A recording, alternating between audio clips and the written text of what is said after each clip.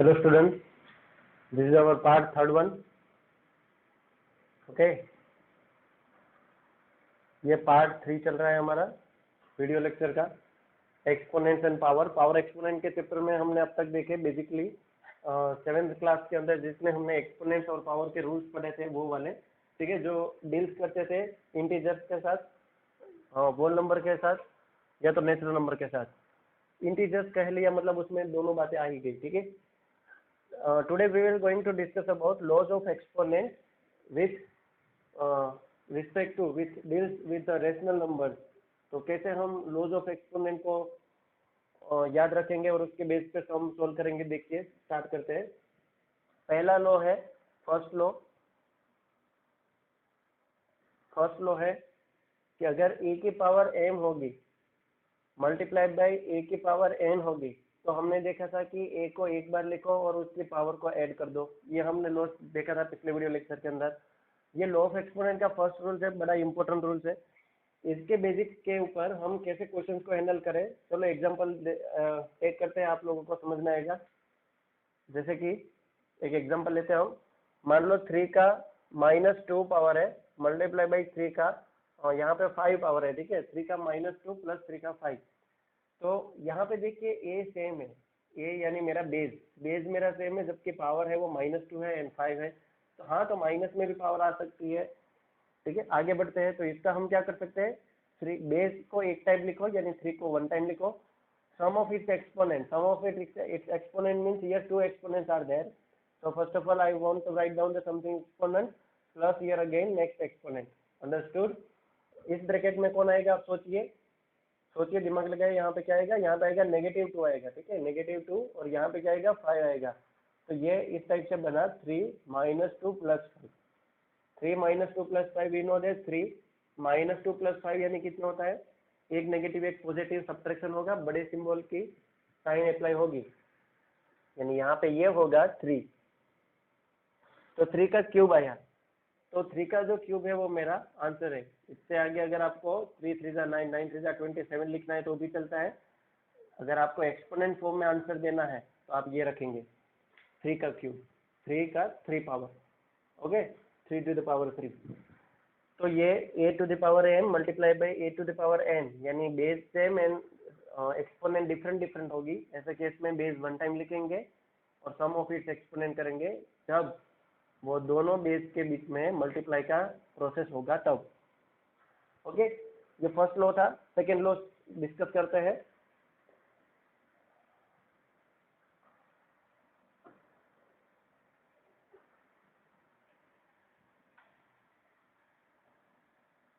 Second law हमारा है कि अगर a का m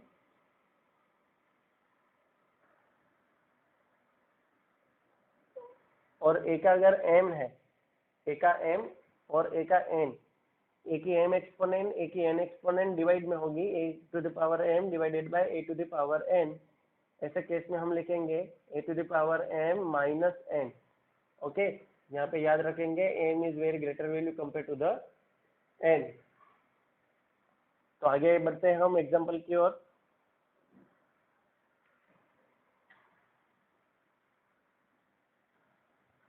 जैसे कि 3 का -5 और यहाँ पे 3 का मैं -2 ले लूँ, ठीक है।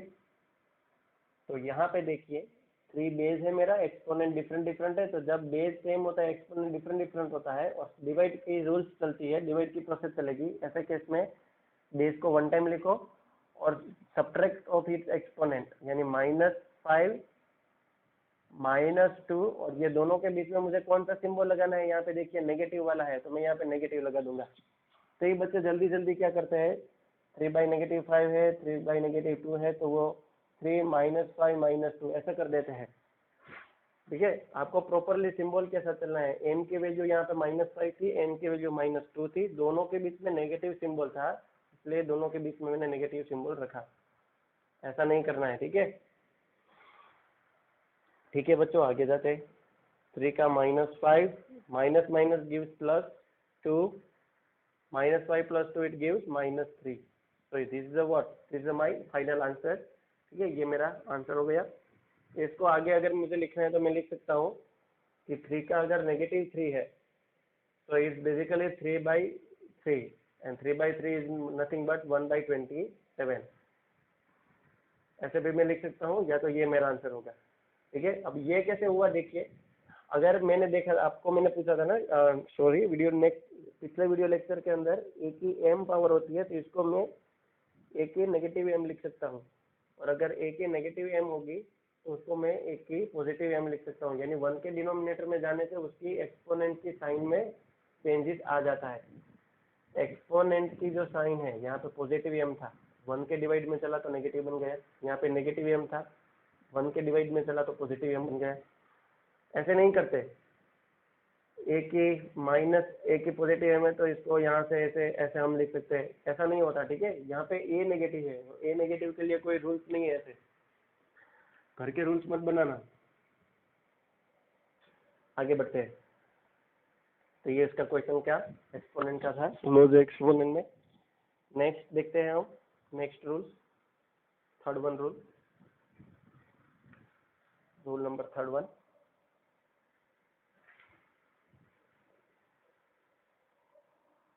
ए का m एक्सपोनेंट और बाहर कोई n एक्सपोनेंट है, तो ऐसे केस में वो दोनों एक्सपोनेंट को हम मल्टीप्लाई कर सकते हैं।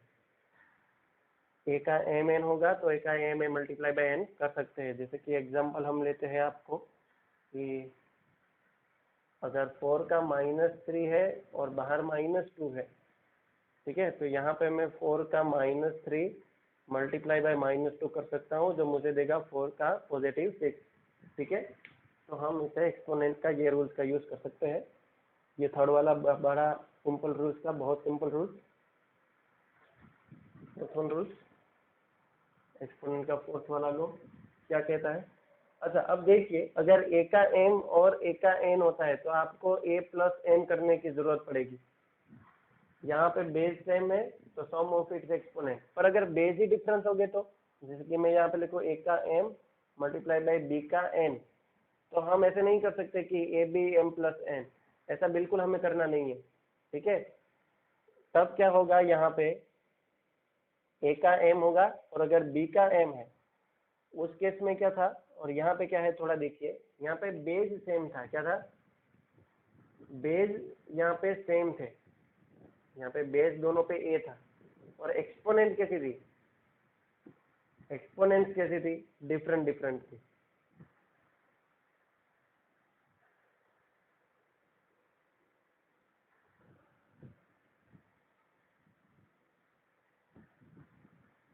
एक्सपोनेंट डिफरेंट थी, यहाँ पे बेस डिफरेंट है और एक्सपोनेंट सेम है। यानी इससे कम्प्लीटली उल्टा केस है। देखिए, यहाँ पे बेस सेम था, ए सेम था, और एम एन डिफरेंट डिफरेंट थे। यहाँ पे बेस सेम नहीं है, डिफरेंट है। देखिए, ए और बी डिफरेंट है, और एम और एन है।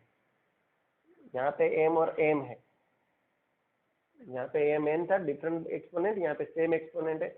जब सेम एक्सपोनेंट है तो ए बी को मल्टीप्लाई कर दो और ऊपर एक बार एम लिख दो, ऐसा चलता है। जैसे कि एग्जांपल हम इसके ऊपर ले लें, 3 का स्क्वायर मल्टीप्लाई बाय 5 का भी स्क्वायर, तो क्या होगा, 3 और 5 यहाँ पे बेस डिफरेंट डिफरेंट है देखिए, और एक्सपोनेंट सेम है, तो एक्सपोनेंट को एक बार लिखनी है, तो 5 3 होगा 15, 15 का स्क्वायर होगा, तो ये मेरा आंसर होगा। ठीक है बच्चों, 15 का स्क्वायर सारे बच्चे जानते हैं कितना होगा, लिखने की जरूरत नहीं है। ओके, फिफ्थ वन रूल्स पे आगे बढ़े।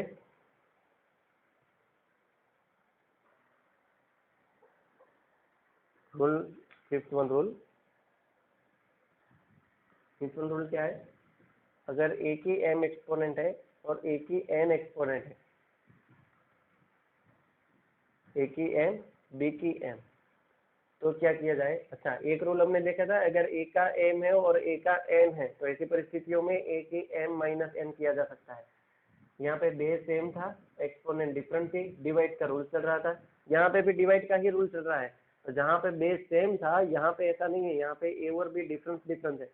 यहाँ पे एम एन एक्सपोनेंट डिफरेंट है, यहाँ पे एक्सपोनेंट सेम है, तो इससे बिल्कुल उल्टा केस है। तो हम यहाँ पे क्या करेंगे बच्चों, यहाँ पे हम कर सकते हैं ए का एम, ए एंड बी दोनों का एक साथ एम लिख सकते हैं। ठीक है, एग्जांपल जैसे कि हम इसके ऊपर ले ले एक समझने के लिए, मान लो 3 का -2 है और 5 का भी -2 है, तो ऐसे केस में हम क्या लिख सकते हैं, 3 का और 5 का -2। ओके बच्चों, ऐसा हम लिख सकते हैं। Fifth one complete rule. Last one, sixth वाला लो, अगर कोई ए है, इसके 0 एक्सपोनेंट है, ऐसी परिस्थितियों में आंसर ऑलवेज 1 होगा। इसके ऊपर तो बहुत सारे एग्जांपल ले सकते हैं जल्दी जल्दी। मान लो 8 है मेरा ए, 8 के ऊपर 0 तो आंसर 1, 5 के ऊपर 0 आंसर 1, -3 के ऊपर 0 आंसर 1, -1 0 8 0 1 2 0 इतने बड़े नंबर के ऊपर भी अगर एक्सपोनेंट 0 आया तो खेल तमाम, यानी 1। ओके बच्चों, तो कोई भी एक्सपोनेंट के ऊपर अगर 0, कोई भी नंबर के ऊपर, कोई भी बेस के ऊपर अगर 0 एक्सपोनेंट होती है तो answer always give 1। I hope you all understand how to work with the law of exponent. Now let us start the examples based on law of exponent. So first example, let us start. Simplify the 3 to the power 5. Simplify, ये सारे question simplify के ही हो गए, ठीक है बच्चों। First question क्या है, 3 के 5 मल्टीप्लाई बाई 10 के कितनी, 10 के नेगेटिव, सॉरी 3 का नेगेटिव 10, 3 का negative 10। Now how to we can simplify the this type of terms.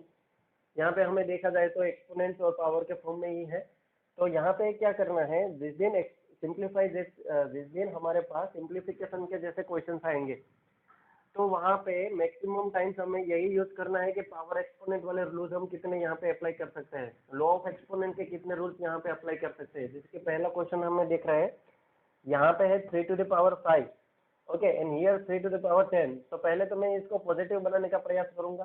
कैसे, 3 to the power 5 multiply by, मैंने एक रूल्स पढ़ा था कि अगर 3 का -m है, a का -m है, तो मैं a का पॉजिटिव m करने के लिए उसको मैं 1 के डिनोमिनेटर में जाने दूंगा। तो यहाँ पे 3 का नेगेटिव 10 है तो मैं 1 के डिनोमिनेटर में 3 का पॉजिटिव 10 करूंगा, ठीक है। अब यहाँ पे देखिए 3 का 5 जो है उसके नीचे कुछ नहीं है, और मैं तो पहले से ही कहता आया हूँ जिसके नीचे कुछ नहीं होता उसके नीचे 1 होता है। इसके डिनोमिनेटर में कोई नहीं है तो 1 तो होगा। तो 3 5 जा 1, इट गिव्स 3 5 जा सॉरी 3 to the power 5 1 जा 3 to the power 5, it gives 3 to the power 5, और यहाँ पे है 3 to the power 10। अब बच्चों आप इस टर्म्स को अच्छे से अगर देखो और समझने का प्रयास करो तो यहाँ पे आपको पता चलेगा कि 3 का 5 it means what, 3 how many times, 3 how many times we can multiply, 5 times, 3 को 5 टाइम्स मल्टीप्लाई करना है। यहाँ पे 3 10 टाइम है, तो 3 को मैं 10 टाइम यहाँ पे मल्टीप्लाई करूंगा ऐसे,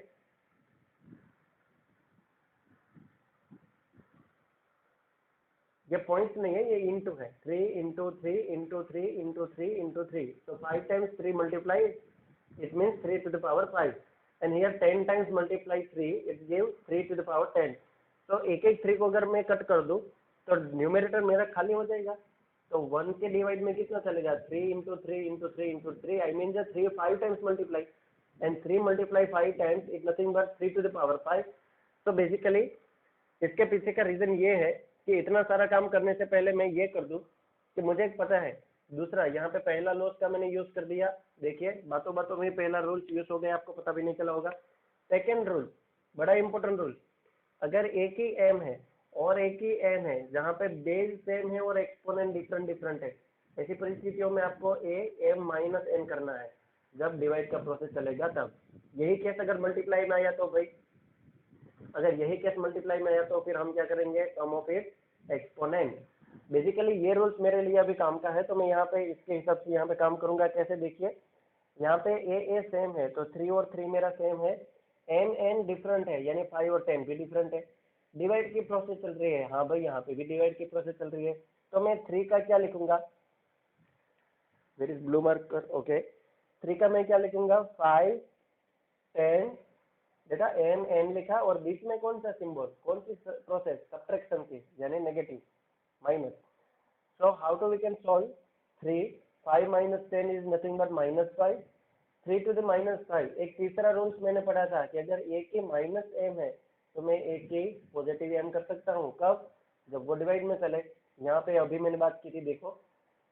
तो यहाँ से हम बेसिकली में हम लिख सकते हैं 1 का 3 to the power 5. So this is what? This is the simplest form of this one question. ये क्वेश्चन का बड़ा सिंपलेस्ट फॉर्म आपको मिला होगा, तो ये टाइप का मिलेगा। आई होप एवरी बच्चा is clear here. Now let us again the simplify के मोर एग्जांपल हम आज डिस्कस करेंगे, ठीक है। And believe me, this very interesting type of sum and very important type of sum है, जो क्वेश्चन के जो पेपर के अंदर हर एक बार ये पूछा जा सकता है, ठीक है। इनमें से क्वेश्चन बहुत सारे आएंगे। सिंप्लीफाई के ऊपर अगर पकड़ नहीं होगी तो नेक्स्ट स्टैंडर्ड की मैथमेटिक्स आपको बहुत प्रॉब्लम देगी, ठीक है। सिंप्लीफाई का सेकेंड क्वेश्चन हम बेसिकली टेक करेंगे। -4 का 5, डिवाइड के सिंबल, वेरी गुड, एंड -4 का -6, -4 का -6 एक्सपोनेंट। देखिए यहाँ पे बेस है -4, यहाँ पे है 5, यहाँ पे -6, और यहाँ पे चल रहा है डिवाइड का symbol. It means that we can write down also, अगर अब मान लीजिए 3 डिवाइडेड बाई 2 है, तो we can write down the numerator and denominator form of this one number. Yes, 3 divided by 2 को मैं न्यूमरेटर डिनोमिनेटर के फॉर्म में लिख सकता हूँ, आई मीन फ्रैक्शन के फॉर्म में लिख सकता हूँ, p/q के फॉर्म में लिख सकता हूँ, ठीक है। तो यहाँ पे मेरा न्यूमरेटर क्या होगा, -4 का 5, डिनोमिनेटर क्या होगा, -4 का 6, -6।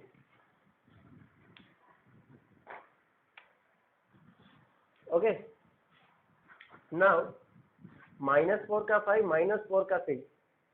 अब ये कैसा हो गया, देखिए a का m वही a का n, क्या बेस सेम है या डिफरेंट है?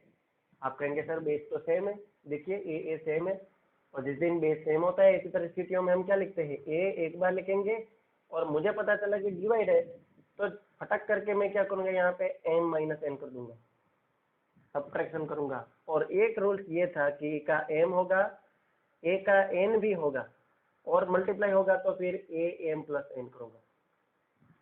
ये दोनों बेसिक रूल्स है जो कई बार बच्चों को कंफ्यूज कर देते हैं एग्जाम के दौरान, ठीक है। कुछ याद रखना ही नहीं है, मल्टीप्लाई होगा तो प्लस करना है, डिवाइड होगा तो माइनस करना है, but base same, exponents are different.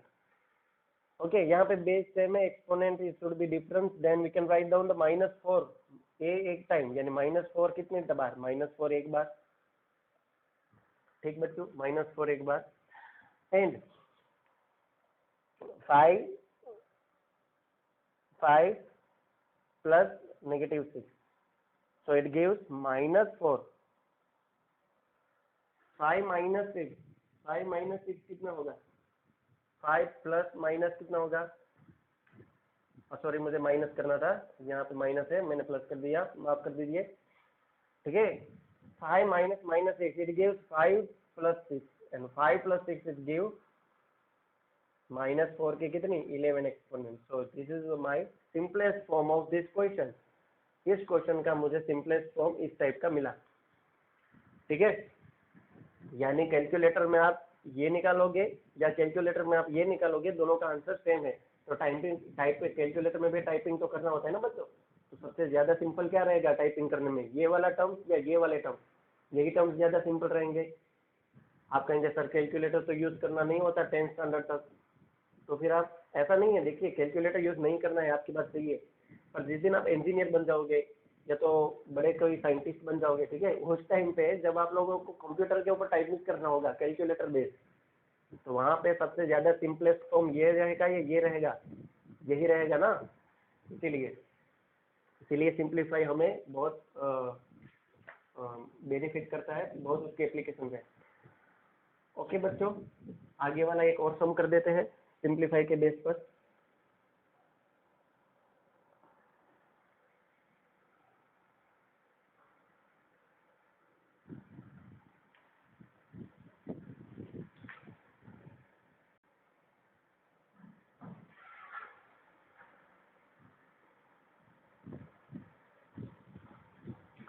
Okay, question is that find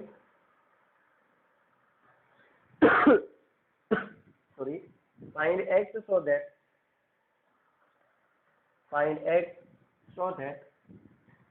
-7x+1 multiply by -7 के 7 एक्सपोनेंट इक्वल टू -7 के 19 एक्सपोनेंट।